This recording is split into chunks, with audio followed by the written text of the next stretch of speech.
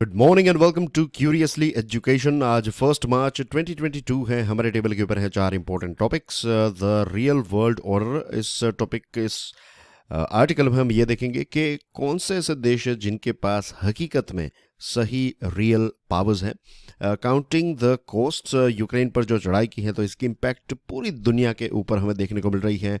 यहाँ पर हम ब्रिक्स के बारे में बात करने वाले हैं और यूक्रेन की सिचुएशन के और ब्रिक्स के पॉइंट ऑफ व्यू से ये जो रशिया का इन्वेजन है इसको देखेंगे। साइबर अटैक्स के साथ जुड़ा हुआ एक बहुत इंटरेस्टिंग टॉपिक है। Then we have news and MCQ. Lecture की पीडीएफ को डाउनलोड करने के लिए check out my Telegram channel.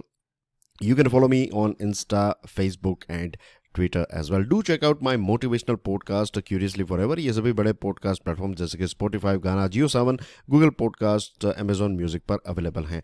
Don't forget to subscribe to my channel, share this lecture, hit the like button and stick your review in the comment section. The Real World Order, Pioneer का एक बहुत ही important interesting article है। United Nations के charter को अगर हम पढ़ें तो इसमें क्लियरली लिखा गया है कि किसी भी देश के प्रति आप एग्रेसिव बिहेवियर या फिर एग्रेसिव एक्ट जो है वो नहीं करेंगे। ये चीज़ बिल्कुल अलाउड नहीं है। और इसी के साथ साथ किसी देश को आप धमकाएंगे नहीं, किसी देश के खिलाफ फोर्स का इस्तेमाल जो है वो करना भी इलीगल है as per United Nations charter. ये चार्टर ये कहता है कि आप किसी देश पर अपनी ताकत का इस्तेमाल नहीं कर सकते, किसी देश के पॉलिटिकल इंडिपेंडेंस को आप नहीं छीन सकते, उनकी टेरिटोरियल इंटीग्रिटी को बर्बाद नहीं कर सकते। ये सारी चीज़ें उसमें लिखी गई है। लेकिन इसी के साथ साथ एक आर्टिकल 27 है। ये बहुत ही इंपॉर्टेंट आर्टिकल है, राइट। ये नंबर याद रखिएगा, आर्टिकल 27।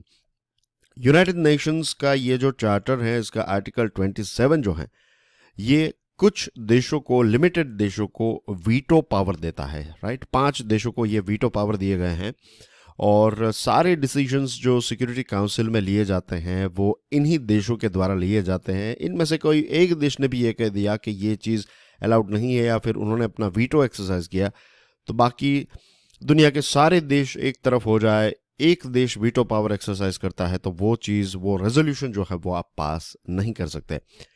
रियल मीनिंग इसका यही है कि ये जो परमानेंट 5 देश हैं, P5 जिसको कहते हैं, तो इसमें है फ्रांस, यूएसए, रशिया, चाइना और यूके।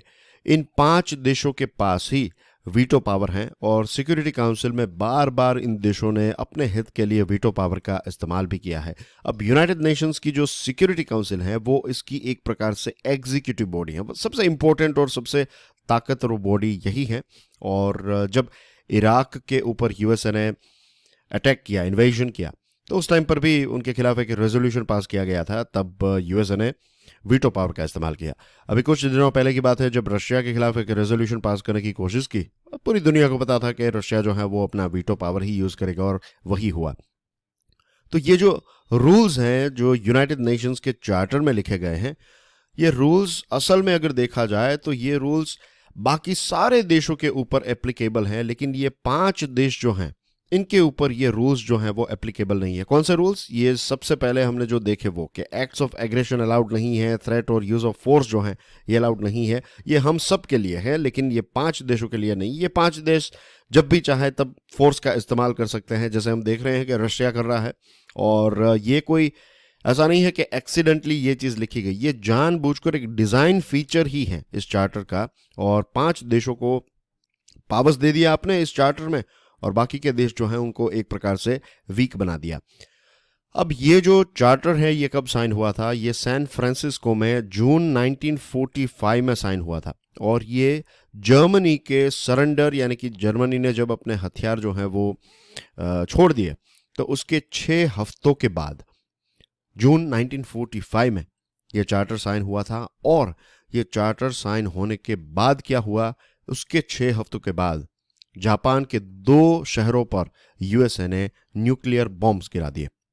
ये उसी टाइम पर हमें समझ जाना चाहिए था कि ये चार्टर साइन होने के बाद भी ये P5 देश जो हैं वो इसी प्रकार का बिहेवियर जो है वो करते रहेंगे। युद्ध खत्म हुआ, जब विश्व युद्ध 2 खत्म हुआ तो लगभग 50 मिलियन लोग जो हैं वो मारे जा चुके थे और यूरोप की हालत बहुत ख़राब थी। एशिया के बहुत सारे जो राज्य हैं और एशिया के बहुत सारे सिटीज़ हैं उनकी हालत भी काफ़ी ख़राब थी। और ऐसे समय पर ये न्यूक्लियर बॉम्ब्स फेंके गए और इस प्रकार का चार्टर जो है वो एडॉप्ट किया गया। अब ये कहते हैं कि ये जो चार्टर जिसने बनाया, जो नेगोशिएटर्स थे, वो आइडियलिस्टिक नहीं थे, वो रियलिस्टिक थे, क्योंकि उनको पता था कि छोटे छोटे देश जो हैं वो एक दूसरे के साथ युद्ध करेंगे तो शायद वो युद्ध जो है वो थोड़े समय में ख़त्म हो जाए, लेकिन अगर ये बड़े पावर्स जो हैं वो एक दूसरे के साथ युद्ध करेंगे तो एक लंबे समय तक ये चलता रहेगा और पूरी दुनिया के ऊपर इसकी इम्पैक्ट देखने को मिलेगी। तो ये चार्टर और ये पावर्स जो दिए गए हैं, ये खास करके इसलिए दिए गए हैं ताकि पूरी दुनिया जो है इन 5 देशों की बातें माने और ये 5 देश जो हैं वो एक दूसरे के साथ कन्फ्रंटेशन में ना रहें।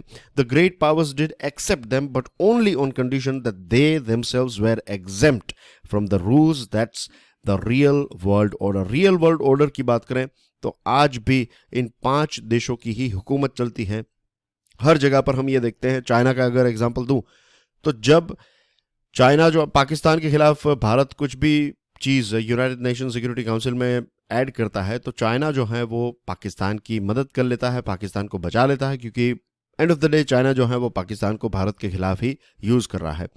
सीरिया की जब सिचुएशन हुई, जब वेस्टर्न वर्ल्ड ने उनके ऊपर इन्वेजन किया, तो उस टाइम पर ये यूके और फ्रांस और यूएसए जो है वो एक हो गए और रशिया जो है वो इस चीज़ का विरोध कर रहा था, लेकिन ये 3 देश जो हैं वो एक हो गए और फिर इन्होंने आगे बढ़कर ये सीरिया जो है इसके ऊपर भी इन्वाइट कर लिया। इतने कितने सारे ऐसे देश हैं जहाँ पर यूएसए और वेस्टर्न वर्ल्ड ने और कई बार रशिया ने जो है वो इन्वेजन किया है। और भारत की बात करें तो देखिए चाइना क्या कर रहा है। चाइना P5 का मेंबर कंट्री है, तो चाइना भी हमारे साथ लद्दाख वाले एरिया में या फिर पूरी LAC जो है उसके ऊपर मिसबिहेवियर कर रहा है। दूसरे फ्रंट की बात करें तो पाकिस्तान को ओपनली सपोर्ट कर रहा है। पूरी दुनिया जानती है कि दुनिया में जितने भी अलग अलग जगहों पर आतंकवादी हमले होते हैं कहीं ना कहीं उसका कनेक्शन जो है वो पाकिस्तान के साथ होता है। फिर भी चाइना जो है वो ओपनली पाकिस्तान को सपोर्ट करता है।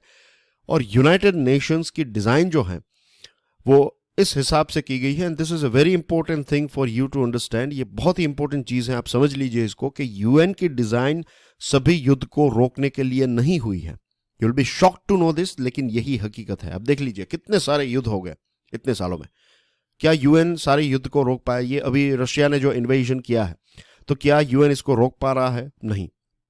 यूएन की जो डिज़ाइन है वो इस हिसाब से हुई है कि ये जो बड़े पावरफुल देश जो हैं वो एक दूसरे के साथ युद्ध ना करें, दैट्स इट। बाकी के देश जो हैं उनका जो होना है हो जाए। यूएन जो है वो सिर्फ इन 5 देशों के ऊपर ही ज़्यादा फोकस्ड है, इनकी तरफ टिल्टेड है, इनकी तरफ एक बहुत बड़ा झुकाव है। और एक व्यक्ति थे जिनका नाम है हैमर्सहोल्ड, तो वो उन्होंने कहा हैमर्सहोल्ड जो हैं उन्होंने ये कहा कि while none of us are ever going to see the world order we dream of in our lifetime, nevertheless, the effort to build that order is the difference between anarchy and a tolerable degree of chaos. जो एक ideal United Nations, एक world order जो होना चाहिए, जो हम सोचते हैं कि ऐसा हमारा सपना है कि ऐसी दुनिया बन जाए, शायद वो अभी पॉसिबल नहीं है, शायद हम हमारे जीवन काल में ये चीज़ ना देख पाए, लेकिन इसके प्रति या फिर इस दिशा में एफर्ट्स करते रहना, इस दिशा में सुधार करते रहना जो है, यही एक बेस्ट पॉसिबल ऑप्शन है। वरना अगर हम ये चीज़ भी नहीं करेंगे तो एनार्की यानी कि एक प्रकार की अराजकता जो है वही पूरी दुनिया में हमें देखने को मिलेगी, ऐसा उनका कहना है। मेरा कहना यह है कि अब बहुत साल हो गए, लगभग कितने 70-80 ईयर्स हो गए यूनाइटेड नेशंस को। 45 में इसका स्थापना हुई थी।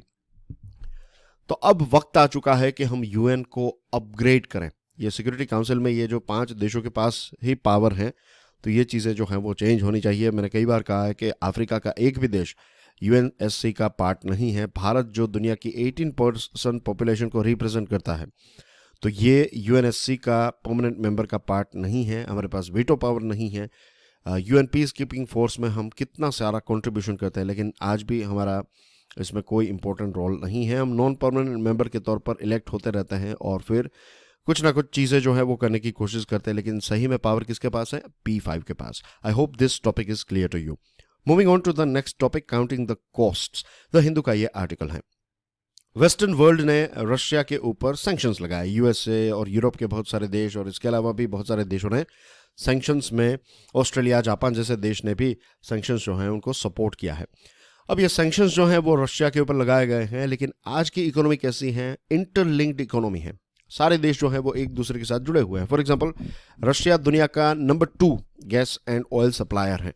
अब रशिया के ऊपर आप सैंक्शंस लगाएंगे, रशिया की इकोनॉमी जो है उसको ठेस पहुंचाने की कोशिश करेंगे, तो पूरी दुनिया के ऊपर इसकी इम्पैक्ट हमें देखने को मिलेगी। I am talking about economical cost. Human cost तो है ही, लेकिन इकोनॉमिकली भी सारे देश जो है वो डिस्टर्ब हो जाएंगे। हमारा ही एग्जांपल ले लीजिए, पेट्रोल या फिर क्रूड ऑयल की इंटरनेशनल प्राइस जो है वो 3 डिजिट में चल रही है। $100 से भी ज़्यादा पर बैरल की प्राइस हो चुकी है। अब हमारे देश के ऊपर इसकी बहुत नेगेटिव इम्पैक्ट होगी, और ये जो युद्ध चल रहा है इसकी कॉस्ट जो है वो पूरी दुनिया को भुगतनी पड़ेगी।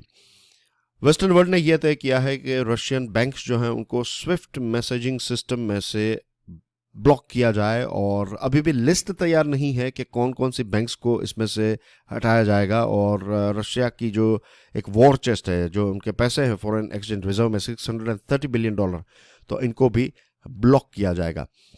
ये सारी चीज़ों की वजह से रूबल यानी कि रशिया की जो करेंसी है उसमें 30% जितनी गिरावट देखने को मिली। रशिया में इन्फ्लेशन भी ऑल ऑफ द सडन काफ़ी बढ़ चुका है। खबरें ये आ रही थी कि रशिया के लोग जो हैं वो एटीएम के बाहर लाइन लगाए हुए थे, ताकि वो जो है वो कैश क्रंच और पैसे जो हैं वो उठाकर यूज़ करना चाहते थे अपने जो भी डे टू डे चीज़ों के लिए उनको पैसे चाहिए। तो ये सारी चीज़ें अब रशिया को भी इसकी इकोनॉमिक इम्पैक्ट जो है वो फेस करनी पड़ी है, और पूरी दुनिया को इसकी इम्पैक्ट। जैसे मैंने आपको बताया, ब्रेंट क्रूड का ही एग्जांपल ले लीजिए, 3 डिजिट फिगर में अभी ये नंबर चल रहा है।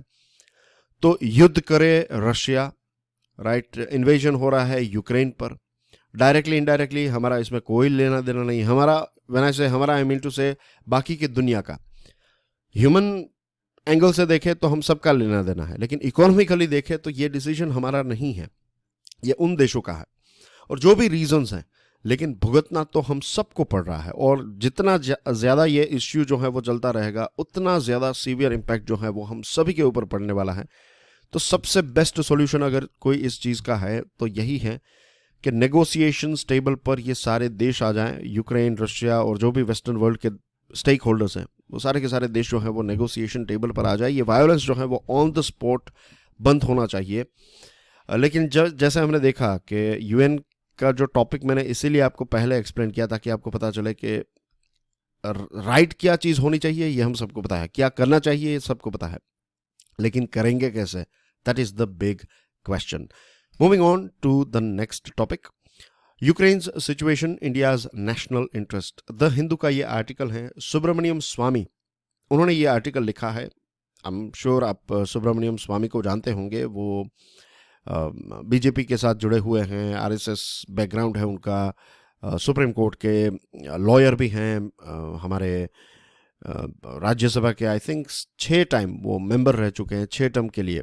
वन ऐसे राज्य, आई मीन टू से पार्लियामेंट के 6 टाइम के मेंबर रह चुके हैं। अब वो राज्यसभा और लोकसभा में कितनी बार रहे, नॉट श्योर अबाउट इट, लेकिन that's not important. The most important thing is कि वो एक बहुत ही एजुकेटेड और लर्नड व्यक्ति हैं। और कई बार ऐसा भी होता है सुब्रमण्यम स्वामी का कि उनके जो व्यू पॉइंट्स होते हैं वो बहुत ही कड़वे होते हैं, लेकिन कई बार I am not saying all the time, लेकिन कई बार उनकी बात जो होती है वो सही भी होती है। और यहाँ पर उन्होंने जो ब्रिक्स के एंगल हमें समझाया है वो काफ़ी इंटरेस्टिंग है इंडिया के लिए, और आप सबके लिए समझना भी इम्पोर्टेंट है।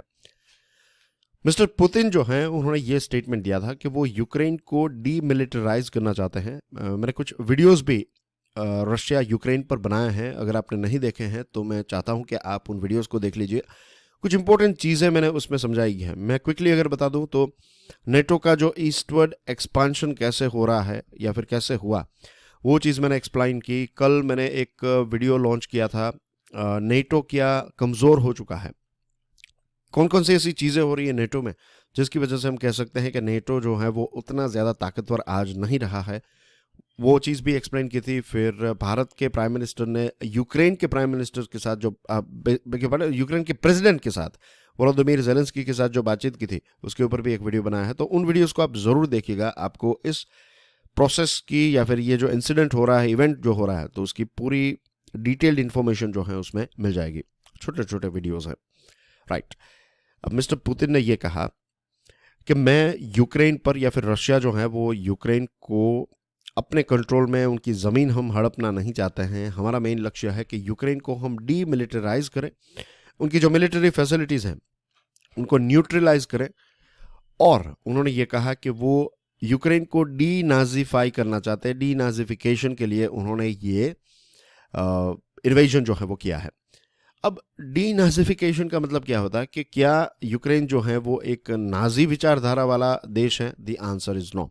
In fact very few people know this fact कि यूक्रेन के जो प्रेसिडेंट है वोलोदिमीर ज़ेलेंस्की, वो खुद यहूदी हैं। और हम सब जानते हैं कि कैसे हिटलर के तहत जो नाजी जर्मनी था, उन्होंने यहूदियों को कैसे प्रताड़ित किया था और कैसे उनको परेशान किया था। जो हमारी फॉरएवर है चैनल, उसमें मैंने होलोकॉस्ट डे को एक्सप्लेन किया था और उस टाइम पर हमने देखा था कि कितने सारे लोगों के साथ, यहूदियों के साथ क्या ट्रीटमेंट की जाती थी। एनी फ्रैंक की एक प्रकार की छोटी बायोग्राफी भी मैंने एक्सप्लेन की थी, तो उसमें भी हमने देखा था कि क्या क्या चीज़ें जो हैं वो यहूदियों के साथ ये नाजी जर्मनी करता था। तो वोलोदिमीर ज़ेलेंस्की जो है, उनके खुद के दादाजी हिटलर के खिलाफ लड़े थे, जर्मन आर्मी के खिलाफ लड़े थे। और इस चीज़ को लेकर वोलोदिमीर जो हैं वो काफ़ी मीन्स एक गर्व अनुभव करते हैं कि वो खुद एक यहूदी हैं और उनके दादा ने हिटलर की जो नाजी विचारधारा थी उसके सामने लड़ाई की थी। तो ये कह देना कि यूक्रेन जो है ये एक नाजी देश है, नाजी विचारधारा वाला देश है, तो ये सरासर एक गलत बात है।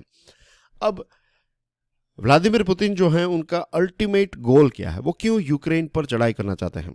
अब यूक्रेन जो है वो, उसका लोकेशन ऐसा है कि एक तरफ यहाँ पर है रशिया और यहाँ पर है यूक्रेन और यहाँ पर आता है आपका बाकी का वेस्टर्न वर्ल्ड की शुरुआत हो जाती है यहाँ से।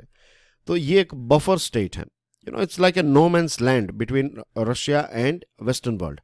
तो अगर रशिया जो है वो यूक्रेन को अपने कंट्रोल में ले लेता है और अपने पास ले लेता है, या फिर वहाँ पर ऐसी सरकार स्थापित कर देता है जो प्रो रशिया हो, तो ये सारे इश्यूज खत्म हो जाएंगे। क्योंकि 2014 तक एक लुकोशेंको नाम के व्यक्ति थे, प्रेसिडेंट थे वो यूक्रेन के, और वो प्रो रशिया थे। वो सारी चीज़ें जो हैं वो व्लादिमीर पुतिन जो कहते थे वही चीज़ें वहाँ पर होती थी, और इस चीज़ से यूक्रेन के लोग जो हैं वो काफ़ी परेशान थे। फिर ज़ेलेंस्की साहब आए और ज़ेलेंस्की जो हैं ये प्रो रशिया नहीं है, वो आप कह सकते हैं उनका झुकाव जो है वो वेस्ट की तरफ ज़्यादा है।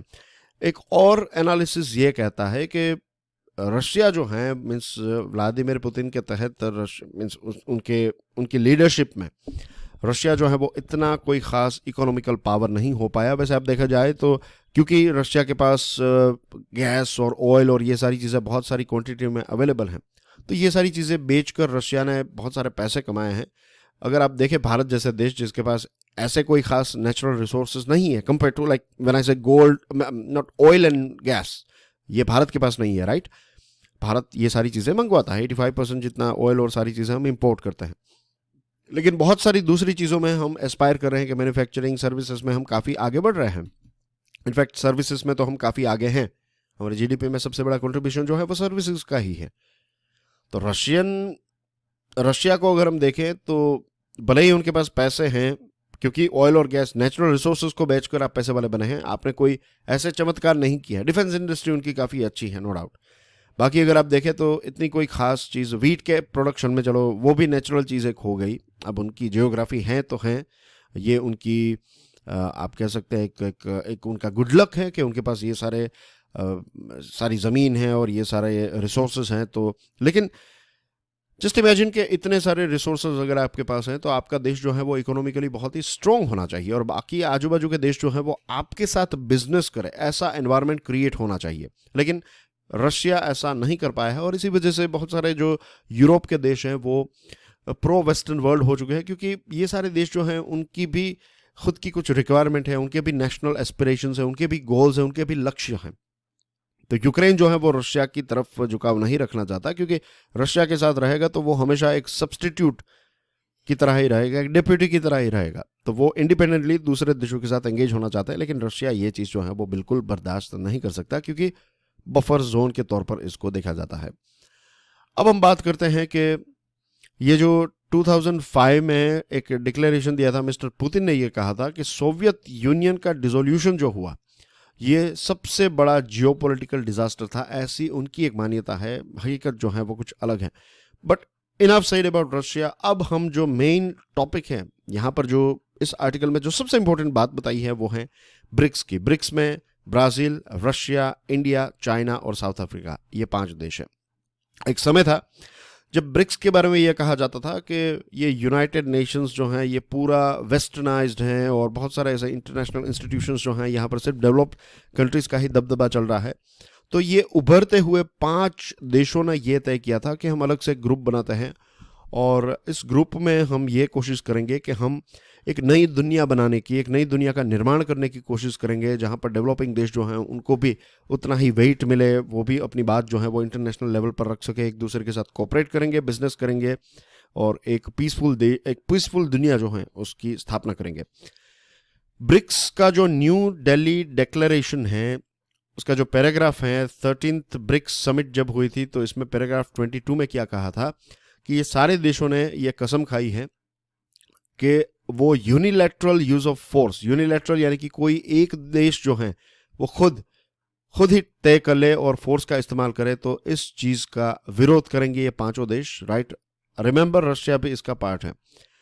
और ये जो पैराग्राफ है वो ये भी कहता है कि किसी प्रकार के अगर डिस्प्यूट्स होते हैं, कोई इश्यूज होते हैं, तो शांतिमय तरीके से इसको सॉल्व किए जाएंगे, शांति से इसको सॉल्व किया जाएगा, पीसफुल तरीके से सॉल्व किया जाएगा। आप किसी भी किसी देश की टेरिटोरियल इंटीग्रिटी और इन सारी चीज़ों में दखल अंदाजी नहीं देंगे। 9 सितंबर 2021 में ये चीज़ जो है वो डिसाइड की गई थी बाय ब्रिक्स। 9 सितंबर मीन्स अभी इसको कितने 6 महीने हुए हैं। 6 महीने पहले रशिया एक ऐसे इंपॉर्टेंट डॉक्यूमेंट पर साइन करता है, रेजोल्यूशन लेता है, और 6 महीने के बाद जो है रशिया जो भी मन की मर्जी है वो कर रहा है। दूसरी चीज़, ये सारी चीज़ें जब हो रही थी तो ऑलरेडी चाइना ने क्या किया है, चाइना ने ब्रिक्स का ये जो डॉक्यूमेंट है या फिर ये जो एक पैराग्राफ है इसका भी वायोलेशन किया है। रशिया ने भी इसका वायोलेशन किया है बाय इन्वेडिंग यूक्रेन। और ये जो ब्रिक्स की एक स्पिरिट है, ये इस चीज़ को बेसिकली जला दिया है, दफना दिया है। अब भारत और रशिया के रिलेशनशिप अच्छे हैं, लेकिन आज भारत की कैपेसिटी ऐसी है और भारत की पोजीशन ये होनी चाहिए कि हम सभी के साथ कोलैबोरेट करें, सभी के साथ मित्रता रखें, लेकिन हम किसी भी देश के सामने झुकेंगे नहीं।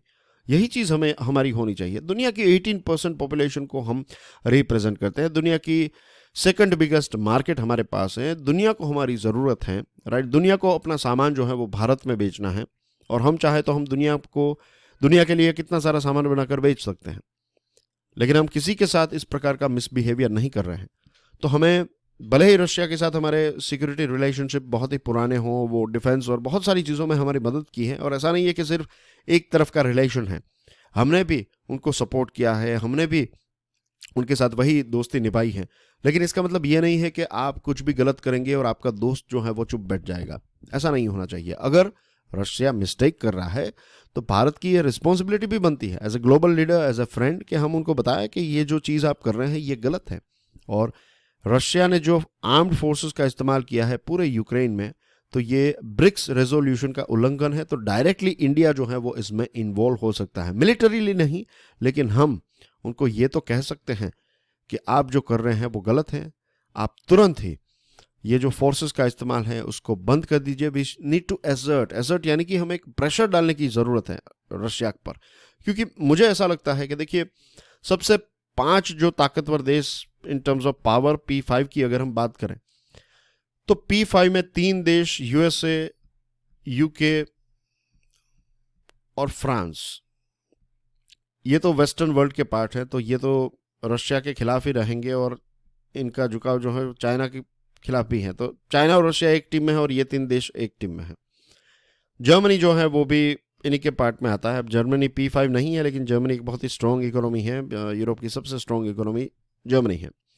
बाकी के ऑस्ट्रेलिया और सारे देश जो हैं वो भी अब USA की टीम में ही या फिर उनके ही मित्र देश हैं, तो रशिया उनकी बात भी नहीं मानेगा। तो एक ही ऐसा देश बच जाता है, मुझे लगता है डोमिनेंट पावर की बात करें तो इंडिया एक ऐसा देश है, इंडिया है, UAE भी कर सकता है, लेकिन इंडिया जो है वो दोनों ये डिवीज़न जो है, USA वाला डिवीज़न और रशिया वाला डिवीज़न, तो इसके बीच में रहकर दोनों के साथ एक ब्रिज के तौर पर बेसिकली इंडिया जो है वो एक रोल प्ले कर सकता है, और इंडिया को रशिया को समझाने की ज़रूरत है कि ये चीज़ जो आप कर रहे हैं ये गलत चीज़ है। और इसी के साथ साथ जो क्वाड है उसकी प्रायोरिटीज़ को भी सेट करना होगा, क्योंकि पता नहीं अब यहाँ पर रशिया ने ये किया है तो कल ताइवान के ऊपर चाइना ये कर दे, या फिर हमारे ऊपर ही इस प्रकार का अगर चाइना अटैक करेगा तो फिर उस टाइम पर भी क्या सारी दुनिया ऐसे ही तमाशा देखती रहेगी? ये एक बहुत बड़ा प्रश्न जो है वो आज हमें अपने आप को, इन द सेंस हर एक देश को ये प्रश्न पूछना चाहिए कि ये सारा मिसबिहेवियर जो हो रहा है क्या ये एक्सेप्टेबल है? Reporting cyber attacks, the Hindu का ये आर्टिकल है। Ministry of electronics and information technology ने ये कहा है कि आने वाले समय में एक नई साइबर सिक्योरिटी रेगुलेशंस जो है, नए रूल्स एंड रेगुलेशंस जो है वो लॉन्च किए जाएंगे। और इसमें बेसिकली ये होगा कि सभी ऑर्गेनाइजेशंस को अगर उनके ऊपर कोई साइबर क्राइम होता है तो उनको ये चीज़ 72 आवर्स के अंदर रिपोर्ट करना है, सरकार को इन्फॉर्म करना है। इसमें क्लोज 5 जो है डेटा प्रोटेक्शन बिल 2021 का, वो ये कहता है कि 72 आवर्स के अंदर you have to report this thing to government. अब यूरोपियन यूनियन का जो GDPR है, यानी कि जनरल डेटा प्रोटेक्शन रेगुलेशन, उसमें भी इसी प्रकार के क्लोजेस हमें देखने को मिलते हैं। एक साइबर क्राइम मैगजीन है और उसका कहना यह है कि सिर्फ 2021 में $6 ट्रिलियन का नुकसान जो है वो साइबर क्राइम की वजह से हुआ है। USA और चाइना के बाद अगर साइबर क्राइम को एक अलग देश से देखा जाए तो ये वर्ल्ड की तीसरी सबसे बड़ी इकोनॉमी हो जाएगी। तो अब सोचिए कितने सारे साइबर क्राइम्स जो हैं वो हर जगह पर पूरी दुनिया में होते रहते हैं। हमारे देश में इसको लेकर अवेयरनेस जो है वो ना के बराबर है, हमारे पास उतना सेटअप भी नहीं है। तो सरकार अब ये कर रही है कि सरकार जो है वो प्राइवेट फर्म्स को कह रही है और गवर्नमेंट डिपार्टमेंट्स जो हैं उनको भी, अगर उनके ऊपर साइबर अटैक हो रहा है तो आपको बताना है, कोई इंसिडेंट हुआ, कोई ब्रीच हुआ तो you have to report this thing. और 2021 में जो नेशन वाइड गैस पाइपलाइन है USA की, तो उसके ऊपर अटैक हुआ था। तो लगभग ईस्ट कोस्ट का जो 45% का पेट्रोल और डीजल का कंजम्पशन होता है, इसका ट्रांसपोर्टेशन जो है वो नियरली बंद हो गया था। जब रिपोर्ट किए जाते हैं, जब आप इन्फॉर्म करेंगे कि ये साइबर अटैक हुआ है, तो INCERT यानी कि Indian computer emergency response team जो हैं और दूसरे जो ऑर्गेनाइजेशंस जो हैं वो अलर्ट हो जाते हैं, वो कुछ स्टेप उठा सकते हैं, इसको ढूंढने की कोशिश करेंगे। और कंपनीज जो हैं वो थोड़ी रिलुक्टेंट होती है, कंपनीज जो हैं वो मीन्स आपत्ति जताती हैं। अगर कंपनी के ऊपर अटैक होता है तो वो ये सारी चीज़ें रेगुलेटर्स को बताती नहीं। उसके पीछे रीज़न ये है कि जब भी किसी कंपनी के ऊपर साइबर अटैक होता है तो उनकी शेयर प्राइस जो है वो 3.5% गिर जाती है और लॉन्ग टर्म में 1 साल के अंदर उसकी प्राइस जो है वो 8.6% जितनी गिर जाती है।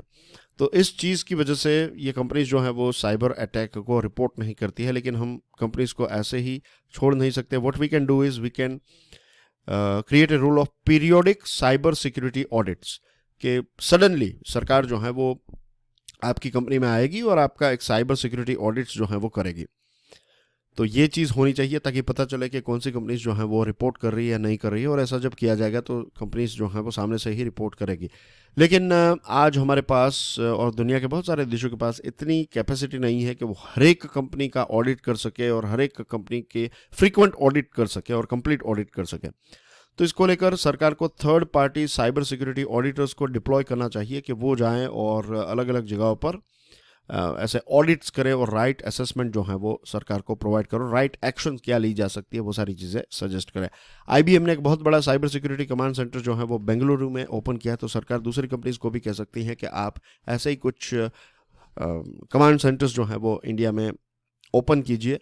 और जब हम ये सारे स्टेप्स उठाएंगे तो EU GDPR जो हैं उसके लेवल की साइबर सिक्योरिटी और डेटा प्रोटेक्शन हमारे देश में भी हम क्रिएट कर पाएंगे। और फिर EU जैसे बड़े से रीजन के साथ क्रॉस बॉर्डर डेटा फ्लो जो है वो भी काफ़ी इंक्रीज होगा। तो इकोनॉमिकली भी इसके सारे बेनिफिट्स हमें मिलेंगे।